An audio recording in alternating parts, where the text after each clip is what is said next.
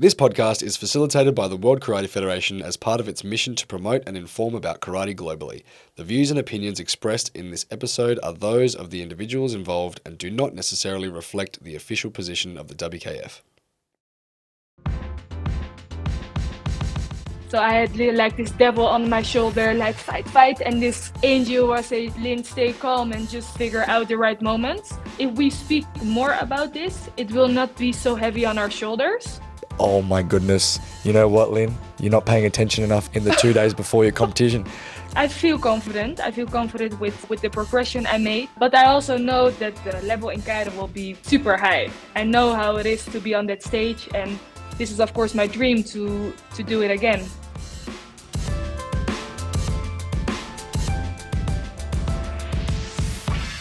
Yes, hello. Welcome back to the World Karate Cast, the official podcast of the WKF, brought to you by Kaizen Culture. My name is Mitchell Durham, here as always with Nathan Blockley. And as they say in Sri Lanka, Ayu Bowan. I think I got that one right. I'm actually pretty stoked about that one. So one of the comments from our YouTube channel on the WKF YouTube channel on the last podcast episode, someone wrote in saying, can you say hello in Sri Lankan? So I'm stoked that there was some engagement there. Yeah, a little bit of love from Sri Lanka. We like to see it. And yeah, if you want your country, your language to feature on the World Karate Cast, just comment on this episode what you would like, what greeting you would like Mitch to say next in the next episode, please. Absolutely. We've just come off a massive weekend in Paris, the Paris Qualification Tournament last weekend. It was huge. It was wicked. There was a lot of hype going into this tournament because it's something that's never happened before in the world of karate. And the results mean so much. Like it's the remaining 6 spots per division for the World Championships that are decided at this tournament. And then also the 2 for the universality is also decided as a result of this tournament. So yeah, it was a big weekend. The spectacle was great. I mean, the live streaming was fantastic. We had like 2 angles per tatami. We had commentators, everything. It's just what we want to see more of in karate. How good was the commentating across the whole tatamis? It wasn't just doing commentating over one tatami. It was like Billy and the guest was covering everything, and it almost made you feel like you were there at the time, because when you're in the venue, you can sort of watch one fight and you drift off and you look at something else and you look at another one when there's action going on. So it felt like there was so much hype going around. It's like, and then we crossed to tatami 1 and this is going on and now we go to tatami 3. It just like, I don't know, it had a different feel about it. And I really loved the energy behind it, because Paris and the French Karate Federation, they put on a great show. They did, yeah. It looks like the stands were pretty stacked. I mean, we saw the entrance to the stadium, all the advertising on the pillars. That's what we want to see when it comes to the advertising. So, no, it was great. And then the commentators were fantastic as well. Like we had the likes of Wayne Otto, very experienced karate car world champion. Oh yeah, yeah, many times. Many times, stacked. consecutive. Could be one of the goats. Could be one of the goats. Maybe we need to get him onto the pod. I would love to have Wayne Otto on the pod. It was great to hear him commentate with Billy, and obviously they're both English as well, so they were sharing a couple of stories from back in the day. We had Cameron, who we featured on the World Karate Cast last episode. If you didn't see that episode, go check it out. It's us hyping up Paris, and now you get to hear what happened. Very good. So we had 105 countries participate in this Paris qualification event. How many qualified? I'm going to take a stab and say half. Pretty close, 48. 48? Yeah. So pretty close. So 48 countries. That's pretty insane. That is insane. And that just says how high stakes this is, because half of the countries didn't qualify. Yeah, tough. I like the way you put it last episode. It's like the battle. It's like the Series A of, what did you say it was? It's like the World Championship Series A tournament. Yeah. It's like the Series A of all Series A's. Yeah. It's the qualified athletes from Worlds aren't allowed in this tournament, so it's just fighting for those last couple of spots. And we've seen it in some other sports where you have a qualification for a more major event, and it creates hype around the World Championships at Cairo. It creates storylines as well. Like you've got athletes who, wouldn't have had a chance at some of not wouldn't have had a chance, but it would have been a lot harder to qualify in other systems. And this one, it's like they can qualify through Paris, and then they could show up on the day for Cairo, or on the 3 days, because they got to perform consistently over 3 days, which is insane. And that's sort of what happened at at the Olympics, right? The Olympic Qualification Tournament. I'm pretty sure you mentioned the Saudi Arabian Tariq Hamedi. He went through the Paris Qualification Tournament and was one of the key players in the later rounds in the final of the Olympics. Ended up getting second in the plus 84 category. So, qualifying through a tournament and then getting an Olympic silver medal. Astonishing. And Gabor did the same thing. In the most spectacular fashion, I swear. So I think both rounds or both events he won on the last second. So he won on the last second or so to book his spot to the Olympics. And then for the Olympic bronze medal, I'm pretty sure he beat Ken Nishimura on the last second, which is absolutely insane. We say it so often, but how our sport comes down to milliseconds, like just tiny little moments, and that just highlights how a storyline can come out of a couple of seconds. Yeah, it was fantastic to see some of the dominant countries from this event. So Azerbaijan and Italy had the most athletes qualify at this event with 4 athletes. And interestingly, Italy had 5 athletes go. Wow, so that just missed the one. Pretty good strike rate. That was Michelle Martina who made the qualification flight. So pretty close for Italy going perfect. Yeah, always a very strong country. And then another one was Sweden as well. 2 out of 3 athletes from Sweden qualified as well. Good strike rate. Yes, very good strike rate. Countries that had 3 athletes qualify: Austria, Iran, Netherlands, and Slovakia, which is pretty cool. Yep. And there was a couple of countries who only sent 1. Yeah. And they qualified. And Japan was one of them. There was an event where there was 1 Japanese athlete. When's the last time we've seen that in karate? So nuts. But it was Rina Koto. Like, she's a Premier League gold medalist. She won Hangzhou earlier this year. Definitely deserves to be in the World Championships, and I'm glad she did qualify. The other countries were Angola as well. Only had 1 athlete, did qualify, and Singapore. Wow. As well. So, 3 countries only sent 1 athlete and they qualified. So, outstanding. Should we get to these athletes? Yeah, let's do it. I think so. Yeah, it is important to list them all out and give them the highlight that they deserve, because this in itself is a big accomplishment. For sure. I'll let you take the first one. All right, I'll do female kata. Wait, before we start, I'm going to do a little disclaimer. We apologise if we get any names wrong, pronunciation, the tongue twisters of some of these names. We just want to make sure we do our best to get it right, but we do apologise if we get it wrong. But let us know, and we want to make sure that we're pronouncing your name properly. So put it down in the comments if we do get it wrong. And this isn't the first time we've read these. I've read these like 4 different times, but guaranteed to get something slightly incorrect. So starting off in the female kata, we had Yeneth Quiroz from Mexico. We had Gabrielle Henrique from Brazil. We had Shannon Leong from Singapore. We had Fatima Sadeghi from Iran. We had Sakura Alforte from the Philippines. And we had Sofia Fialkova from Slovakia. Well done. Awesome. Good start. I'm Thank you. I'm going to try and do my best. All right. Male kata. Thomas Clems from France. Roman Hayadarov from Azerbaijan. Maurice Teloke from Germany. Ho Wai Howard Hung from Hong Kong.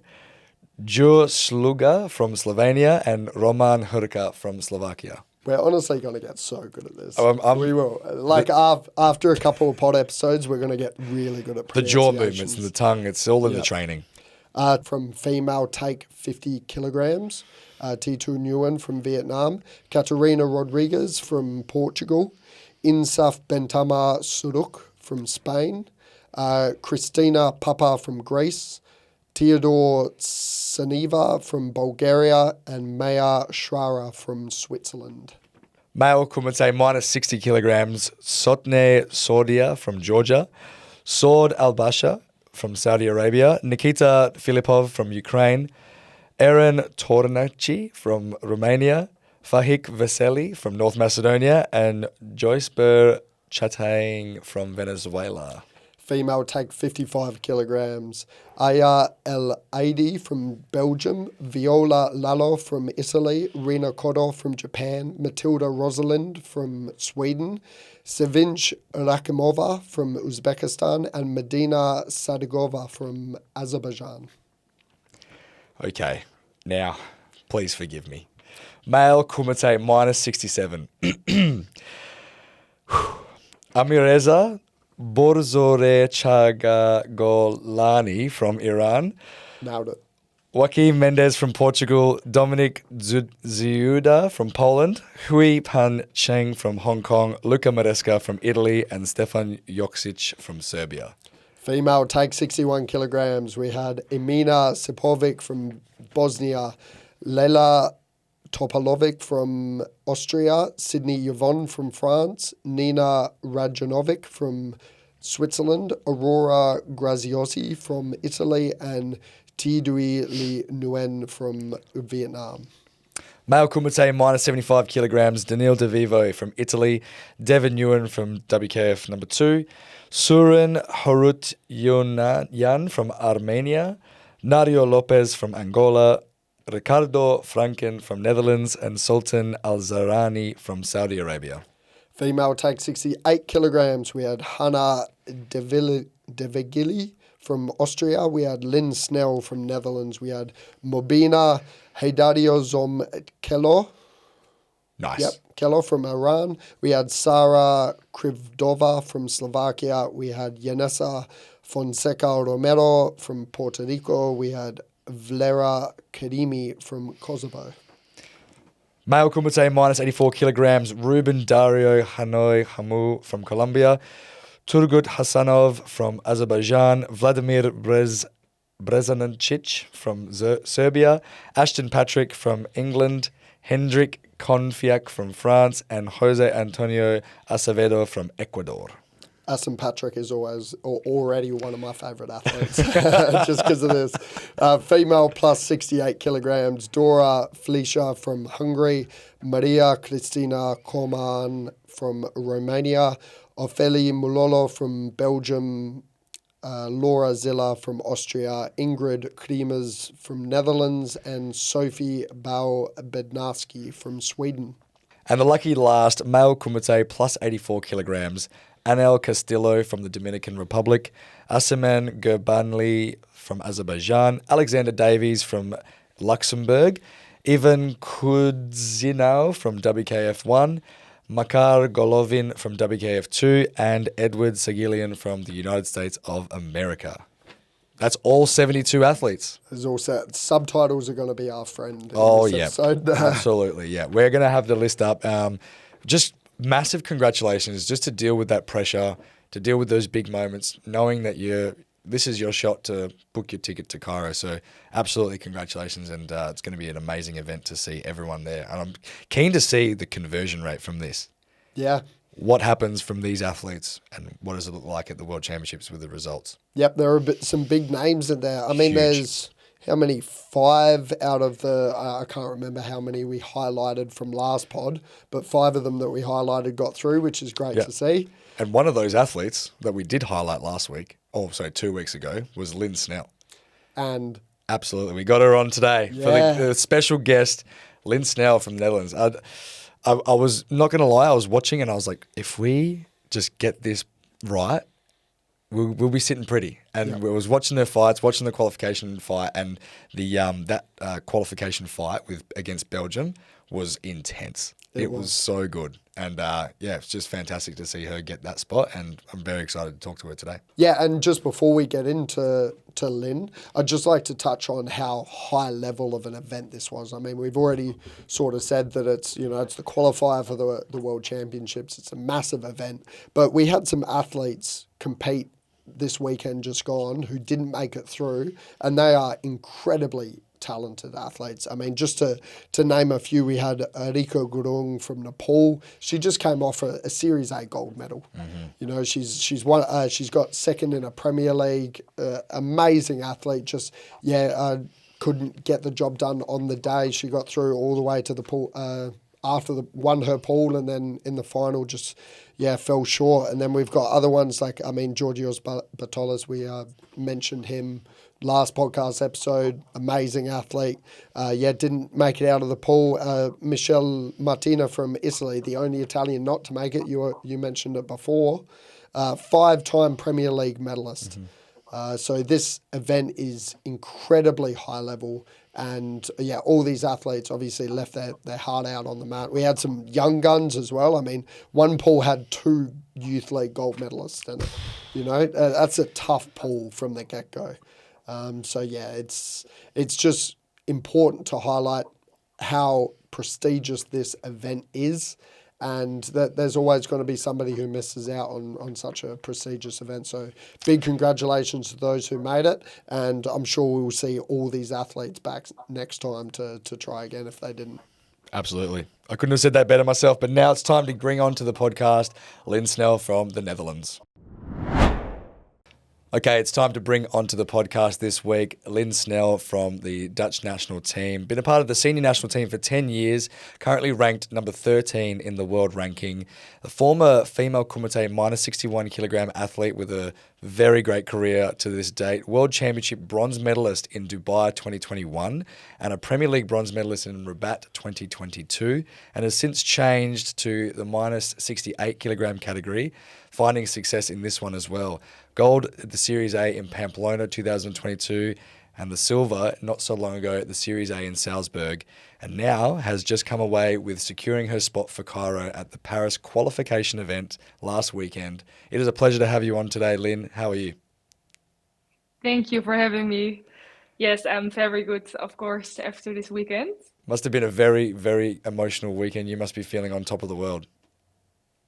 Yes, I feel great, but this is just the first step. And it was really emotional for me, yes. I can imagine. And congratulations from me personally as well, Lynn. You must have just missed out on getting a ranking spot in your division, hey? Being ranked 13 now. How close? Do you know how close you were to getting through on ranking alone? I was not close enough because I didn't make it through the Europeans. And the year before, I didn't do the Europeans in 68. And in the K1s, I didn't pass the pool. So right. I did really good in the Series A, but this is not counting. So I was not close. So I knew this was the last spot for me. So my focus was all on Paris. Yes. How was the preparation leading up to the Paris qualification event? It was hard because I didn't even qualify for the Paris Qualification Tournament because I needed to qualify before Salzburg because my country didn't select me yet. So it was really stressful. So I needed to have a result in Salzburg to qualify myself, and I did. So maybe the pressure works for me. And I think the preparation was really good for me because after Salzburg, my feeling was really strong and I felt confident again since a long time. In this category, it's hard to find your spot and the way to fight against these amazing good girls in this category. So my preparation was strong because I performed well, and this is why I had a lot of confidence to go in Paris. Fantastic. It would have been a great event to be a part of, and the energy, like you said, from that pressure would have been super intense. I'm actually wondering how you went, because you were one of the last divisions to compete. You're on the Sunday. How was your observation skills of the weekend? Were you taking much notice of everyone, or were you watching any other divisions? Yes, and some days before we traveled to Paris, they changed the schedule. So my mindset was fully focused on Friday because in the first schedule, it was me starting the first category on Friday. And then they changed. And then it was, oh no, it's Sunday, one of the last categories. So it was a lot of things going on in my head, like, oh, first I start first. And now I am the third day. But maybe this was good for me to just see the first days how everyone is doing, how the system works, because you know in your mind how it works and you studied the pool system. But to see it, it's really good for me to prepare myself. And even my country qualified to both of the days, one athlete. So they gave me a lot of motivation, like, okay, we go with the team to Cairo. It's not only you and you, but I will join you guys. So this was good for me. That is awesome. But now I'm actually interested to see if you are focusing on some of the other countries in the division, because we've got a little game for you, Lynn. Okay. Are you ready for this game? So it's called 3 strikes, right? And you have 3 strikes to get everything correct. All right. So we've got a few countries here listed that were at the qualification event, but there are only 6 of these countries that have qualified. So you see up on the screen now, we've got all these countries here. If you can see on the first top left, we've got Croatia, we've got Mexico, Kazakhstan, Jordan, Dominican Republic, Brazil, Turkey, Angola, Uruguay, and Morocco. Now, I want you to see if you can list off some countries and tell me the ones that have qualified. If you get one of them wrong, that's a strike. And you've only got 3 strikes to find out the other 6. So I tell you who are qualified? Yeah. Tell me who has qualified. Okay, so Croatia. Oh, that is a first strike to you, Lynn. No. Boom. Right at the Really? You can't just start. rush. You can't rush. You can't rush into these things. You got to take your time and think about it. Okay, then one I know, because I was like, I go like this. Okay, and this. all right. Then it's the Dominica. Okay, correct. They qualified. Angola. Correct. They qualified. Kazakhstan. No. That is your second strike, Lynn. -50. You've only got one left. You see, I'm just focused on myself in this tournament. You've got This is one the more thing I strike. did. You can do this. You can do this. Be strategic. Who are qualified? Then Brazil qualified. Correct. You're doing well. Okay, but how much? So now I say Dominica, Brazil, Mexico, Angola. Yes, you're all correct there. I have one more. So you know for a fact that Croatia and Kazakhstan haven't qualified. So there are currently 2 more countries on this list that haven't Morocco qualified. qualified. Oh my goodness! You know what, Lynn? You're not paying attention enough in the 2 days before your competition. Morocco did not qualify. You've been striked out. 3 strikes. Yeah. You see, Chuck the bets. only game I can do is just fight. Don't give me these questions. Have a look there. So you can see all the countries that are qualified there. So we've got Mexico, Dominican Republic, Brazil, Turkey, Angola, and Uruguay. Crazy, huh? Yeah. That's all right.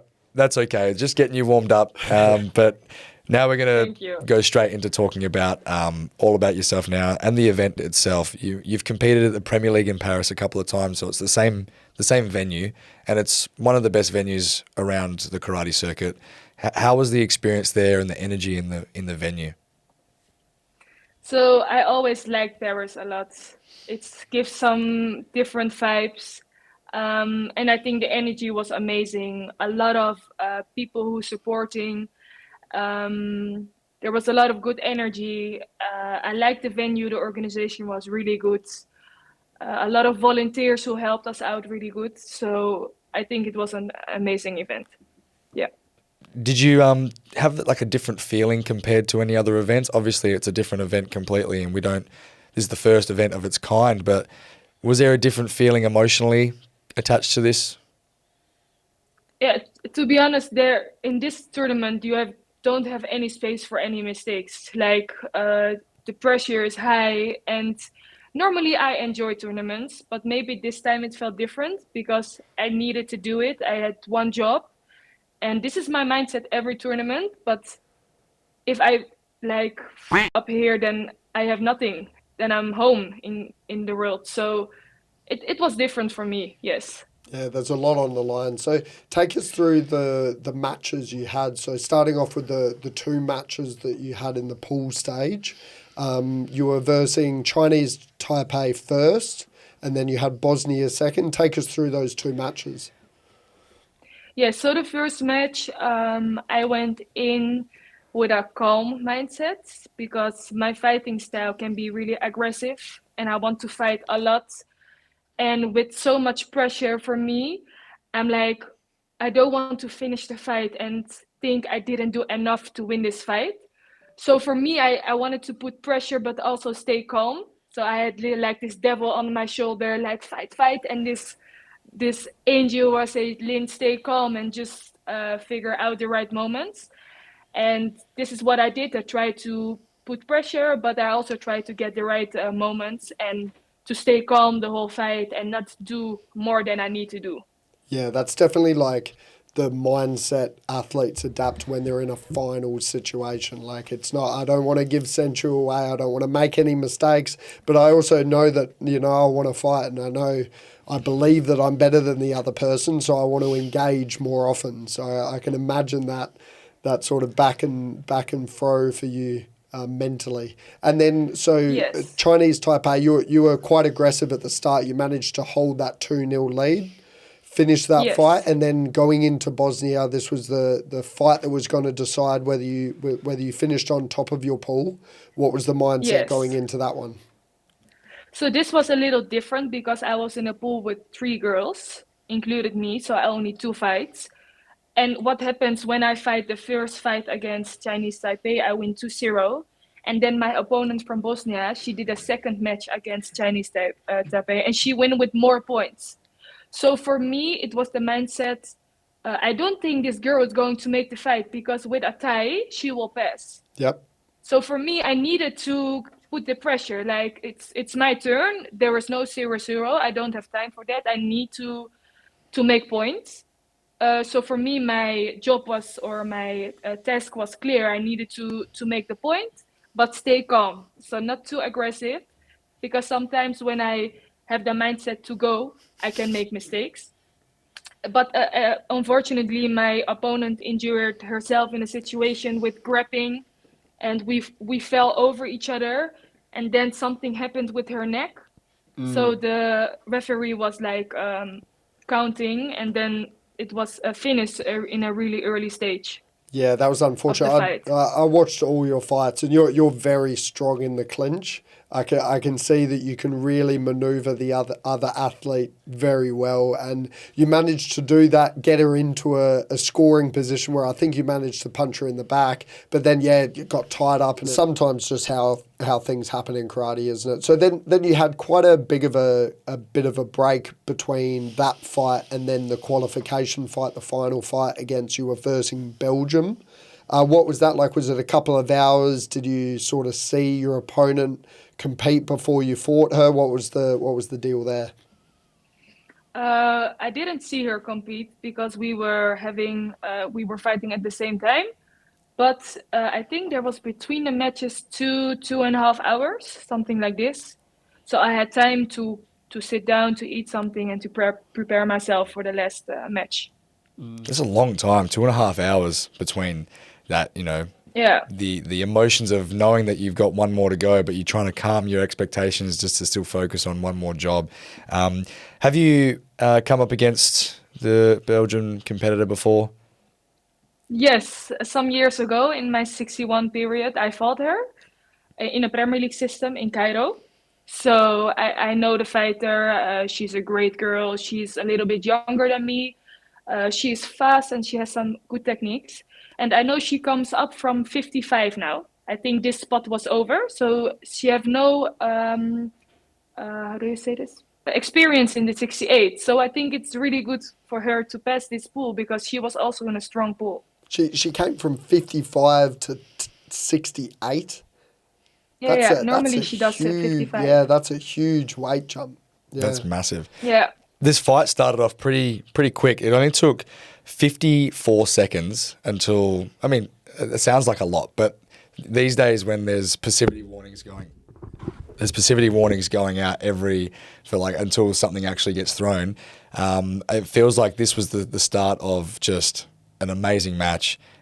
Take us through what that was like, because it felt like a bit of a topsy-turvy match, but even though she scored the first point, it seemed like you were always in control, which was good to see. I think maybe I need sometimes the other one to score me first. So I know now it's my job to go. And maybe for me in the start, I was a little bit too calm. I waited maybe too long. And I think my fighting style is just to go. And whenever I received the first point, I was like, okay, I think I had 2 minutes 10, something like this. And I heard my coach screaming from the tribune. He said to me, "Stay calm, Lynn. You have time." Because after this, my mind snaps, and I'm like, "Now I go. I could This is just this is imagine. all. Yeah. This is all or nothing, and I don't give this away." So it was a wake up call for me to be like, "Lynn, move, and you start, and don't be stupid and stand still." Yes. I could imagine that happening in your head. Like you get scored on and you were just like, shouldn't have done that. Yeah. I'm getting it back now. The switch has Yes. been flicked. Yeah. And Yes. your Chudan Gak, your anticipation was on fire for that match, hey? Yes, I'm working on it. It's getting better every time. Yes. What I also love to see was the grabbing of the front hand and then the Jordan Gak. I was like, that was very good. I was very impressed to see that. That was so good. Thank you. The video review came into effect a couple of times, so obviously you have a lot of trust in your coach and you're working with your coach in that moment. But it just shows you how important that is, because you scored 3 points with just the video review, which is massive. Yes. Yes, I think it's just a feeling between me and my coach. And I always say to him, when I start and I feel my fist on her face and she gets point and I don't receive anything, you put the guard. Just, and always with the Mochichudan, because on the video review, you don't see the impact, you just see if it hits. And I tell him, even if it's not strong, but it's in, you put the guard. So whenever I think I scored video review, and like second later, again a video review. I can tell you It was exactly maybe the time. I can tell you exactly the time. So it was the pull over the top Jordan Gakuzuki at 1 minute 42 seconds, and the video review came up and it was accepted. And then it was literally 5 seconds later, 1 minute 37, immediately off the line, the step up Chudan Moshigeri. No flags, but it was video reviewed and it was accepted. So in the space of 5 seconds, you scored 3 points. That's wild. Yeah, that's incredible. Like, surely at that point you're like, judges, come on, start scoring me. Like, this is clearly working. You're not seeing it. I'm hitting a. I think when there's such an intense fight and things are going everywhere, I think it's just like it's so good that we have that video review there just to go back and say, just all right, calm the fight down and let's just look at the fight and analyze it a bit further, which is great. Yeah, and the other thing is I'm a very experienced referee now. I've done one tournament at a Oh, state very level. good. Yeah, huge. Massive. Very much jokes. But I understand, like, and spectators definitely do as well. When you see, like, a clash, you can be like, I want to score both. But the referee can't. They can't score both. So they might go blue, hoping some other go red, so both score. Like, it's hard. And some of those situations, yeah, where there was a clash and she scored but you didn't, I bet some of those judges were thinking, oh, I think both are scores, but I just happened to go red. Take us through the moment when you're in the last few seconds of that fight and, you know, in a kumite match, anything can happen. But when there was 15 seconds to go, you were 4 points clear. It looked pretty good. Like, you were in control, you had the distance and you were covering. What was going through your mind in those last few seconds and you sort of knew you've booked your spot for Cairo? Paul, I was just like, don't f it up. Keep your hands high. Stay calm, because I'm always thinking I'm not there. Whenever he gives me the win, it's clear, but everything can happen. I can be stupid and grab. I can be stupid and stand out. I can be stupid and hit her too strong, because I knew I had already 3 chewies. So I was also trying to stay calm and not, because I like the clinch. I like to hit strong. I like to move, and maybe sometimes my feet is out of the tatami. So for me, it's really over when it's over. So this is why I was not busy with being happy already to qualify, because I was not qualified yet. Absolutely. Really, whenever he said Yame, my body felt everything and it was done, you know? Yeah, Job was done. your hands went up in the air, and we heard the crowd through the camera as well. There was a big sigh of relief, I can imagine. And as you said before, you're celebrating this spot with two other of the athletes from the Netherlands, Ingrid and who was it? Sorry? Ricardo. Yeah, Ricardo. That's it. That's going to be great for experience for you guys to go over together. Cairo's 5 weeks away. Yes, What 5 happens weeks. next for you personally, and for also the other members of the Dutch national team? So we have every week the national team training together. So we will see each other every Sunday. And because we are not from the same dojo, we are everything around the Netherlands. We do our own preparation. And for me personally, I just need to have a little step back to see everything what happened, because all of the time it was a preparation to this moment, to Paris. And now I can look back, what did I do good? What did I manage to, I need to improve some things. And I will sit with my coaches tomorrow and we will talk about everything. What are we going to do for the next weeks? And I think this event was a really, really good preparation for Cairo. Yes. That is so good that you get to prepare as a national team to go to this event. I don't know if you remember, Mitchell and I came over and trained with you, and Ingrid was still competing at that time back in 2017. And that was, Yes, I remember. yeah, definitely from my perspective, because we're such a big country, we don't have the ability to do that sort of training every single week. And I remember the value I took out of that when we were training with Rene Smale in his dojo a couple of hours away. But coming to that training was fantastic. Timothy Peterson was still around. Yeah. It was, yeah. It's crazy. No, I remember. So I can imagine that the next 5 weeks for you and the support that you're going to get from your national federation and that training, it's going to be crucial for Cairo. Yes, absolutely.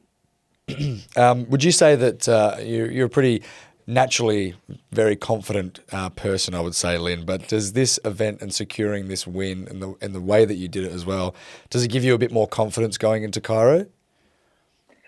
I think it gives me confidence, but I also know that the level in Cairo will be super high. So I feel confident. I feel confident with my body now, with how I feel, with the progression I made. And I just hope I can show this confidence there and I will make it happen, because I know how it is to be on that stage. And this is, of course, my dream to do it again. Fantastic. Now, I can't wait to see you over there and compete. And we're going to talk a little bit now away from the Paris qualification event and the World Championships. And just what I find really interesting is your switch from the division. So you were quite successful with the minus 61 kilogram category. You got the bronze medal at the World Championships in 2021, and you've been competing in a long time there. We've spoken about it in the past about your your desire to change up because of just the demands of cutting weight was too strong and things like that. But just talk a little bit about what was the turning point for you and why you changed, and how do you feel now going into minus 68? Because clearly you've really settled into this division as well. Yeah, so for me, when I turned 18, my body weight was 62, 63. So for me, it was okay to go in the 61 category. But you get older, the body is changing.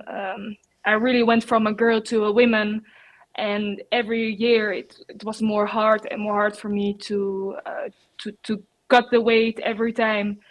And at the end, I was more working on cutting my weight than performing. So really, my first match was cutting weight and going on the scale, and I was almost cheering every time I went off the scale, like, yes, I passed, I passed. Well, this is not the focus. The focus should be on the competition, to be healthy, to be strong.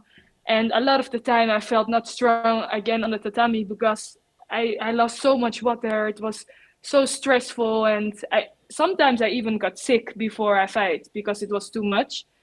So I think I had no other option to change. It was or I stop or I change, and I always said it's minus 61 or nothing. I don't change because I cannot manage to make my weight. But I think it was a really, really good decision to change the weight and to start in a new division and to be again the underdog. That felt also really good. To not be someone, what people say like, oh, she have a bronze medal. We expect again a result.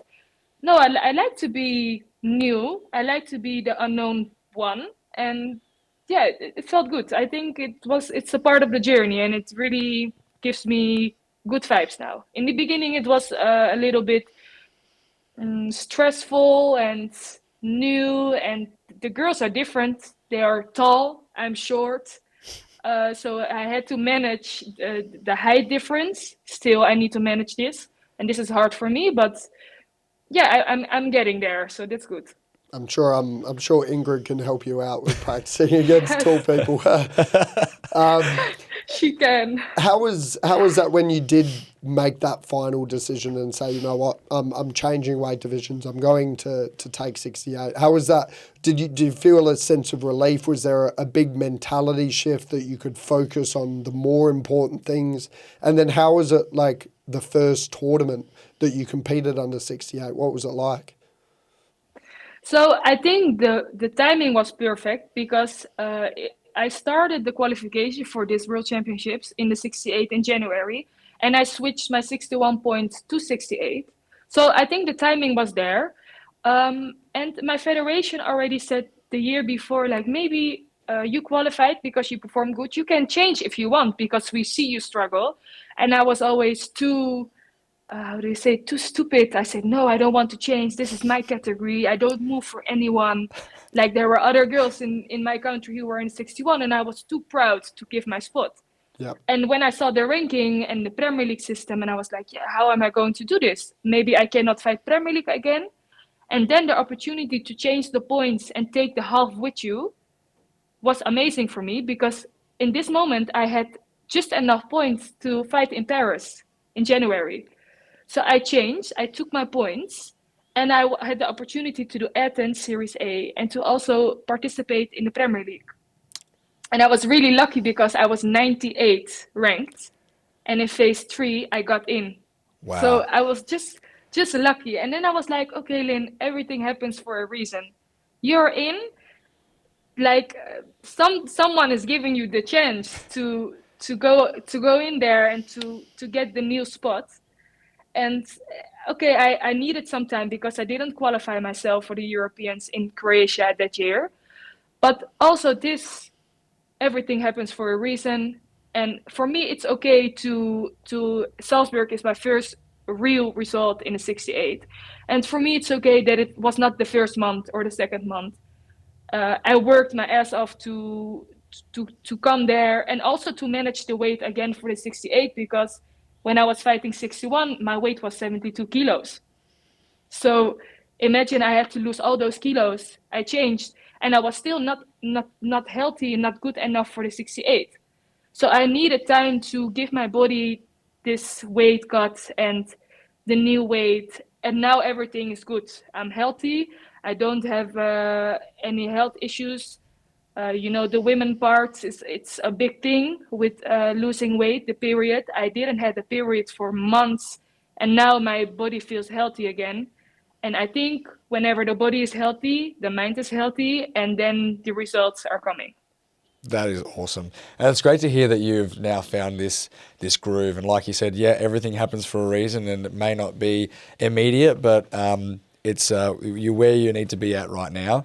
And I'm very much looking forward to your showing out in Cairo next month, which is insane. It's coming up so quickly.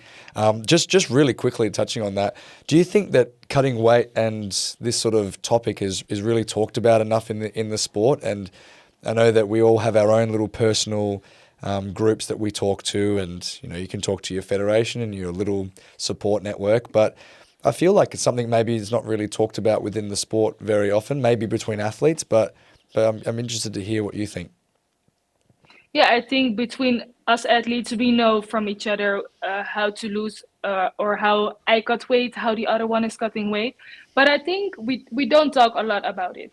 I think some maybe at that time I felt really embarrassed that I was cutting weight, and sometimes still I need to cut 2, 3 kilos, and I feel maybe embarrassed because I moved up and still I need to cut weight. But this is life, this is my body, and it is what it is. And I think if we speak more about this, it will not be so heavy on our shoulders.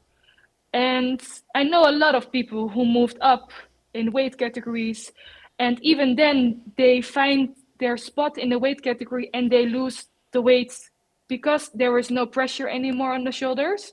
Like, I think we just need to talk about it and don't make it a really big thing. Weight changes with life, and it's important to listen to your body and make changes as a reflection on that. So thank you for sharing that, and thank you for sharing your experience through the qualification event in Paris, where we're super excited to see you in Cairo. And yeah, it's just great to be able to participate in such an event, and great to hear from you who participated in that event. So yeah, thank you very much, Lynn. Thank you so much. One last thing before we let you go, Lynn. Have you seen the movie Karate Kid Legends? Yes, I saw it. Did you see it in the movies? Again? Did you go to the cinema and watch it in the movies? Yes, I went to the cinema with this big popcorn and I watched the movie.